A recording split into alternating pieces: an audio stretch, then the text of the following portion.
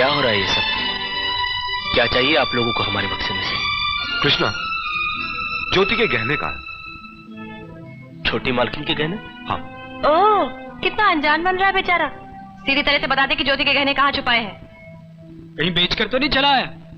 विक्की भैया, आप लोगों को हम पर ऐसा घटिया इल्जाम लगाते हुए शर्म आनी चाहिए। अरे अरे, क्या हम अपने ही घर में चोरी करेंगे? हाँ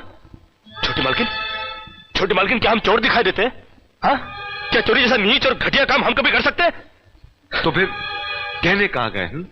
इस घर में और कौन है जो चोरी कर सकता है तुम्हारे सिवा? बस भैया, मुझे अपने गहने चोरी होने का इतना गम नहीं जितना कृष्णा की बेइज्जती का है। ये चेन तुम्हारी है ना ज्योति?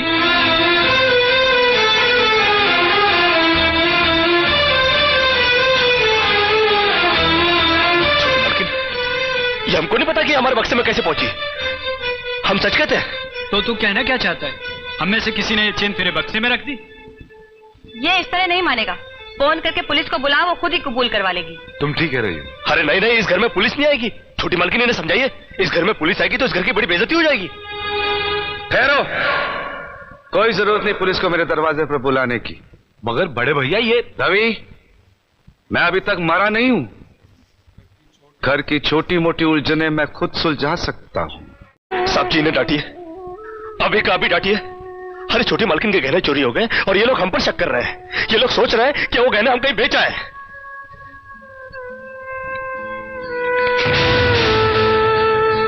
बाकी के रुपए कहां है कृष्णा? क्या क्या पूछा आपने साहब जी? मैं पूछ रहा हूं कि बाकी के रुपए कहां है? ये आप पूछ रहे हैं साहब जी अपने कृष्णा से?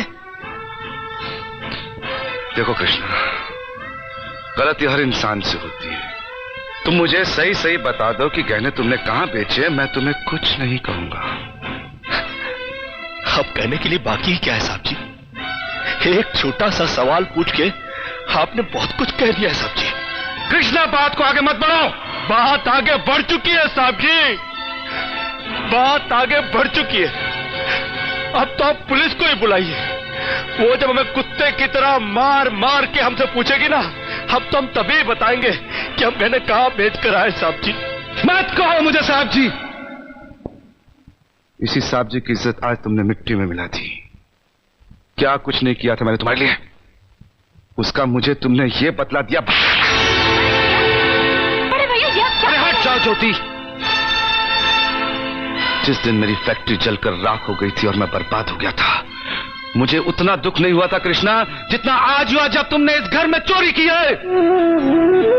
साहब जी, बचपन में जब हमारे माँ बाप मर गए थे ना और हम अनाथ हो गए थे ना, तब भी हमें इतना दुख नहीं हुआ था जितना दुख हमें आज हुआ है जब आपने हमें चोर कहा साहब जी। आपने हमें चोर कैसे कहा साहब जी? और ज्यादा सफाई देने की जरूरत नहीं है। दूर हो जा, मेरी नजरों से दूर हो जा। निकल जा इस घर से। अरे इस घर से ही क्या, इस गांव को ही छोड़कर चले जाएंगे। अरे मुझ अनाथ का क्या है, काट लेंगे अपनी जिंदगी कहीं भी। इतने साल इस घर में बेफिक्री से ये समझकर काट लिए कि साहब जी का हाथ है हमारे सर पर। हमको क्या है परवाह किसी बात की, मगर नहीं, अब हम जान गए कि इस दुनिया में अनाथ का कोई नहीं होता। हम जा रहे हैं साहब जी और इस घर में कभी नहीं आएंगे। अभी ये क्या सुन रही हूं मैं? आपने कृष्णा पर हाथ उठाया? हमारा कृष्णा चोरी कर सकता है?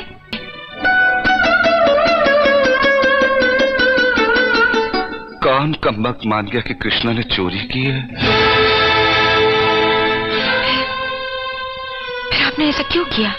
बड़ी सीधी सी बात है, जान के समझने की कोशिश करो। मैं सब कुछ बर्दाश्त कर सकता हूं, लेकिन कृष्णा को कोई कुछ कहता है तो एक तीर सा लग जाता है मेरे दिल में। आज वो तीर पूरी तरह घुस गया है मेरे दिल में जब लोगों ने उसे चोर कहा। बड़ी मुश्किल से संभाला है मैंने जख्मी दिल को, बड़ी मुश्किल से उठाया ये हाथ मैंने उसे मारने के लिए। बड़ी मुश्किल से मैंने उससे कहा कि निकल जाओ घर से। लेकिन जरा ये तो सोचिए, वो जाएगा कहां? दुनिया बहुत बड़ी है जानकी, कहीं ना कहीं चला जाएगा और ठोकरे खाने के बाद संभलना भी आ जाएगा। नहीं, मैं उसे दर दर की ठोकरें खाने के लिए नहीं।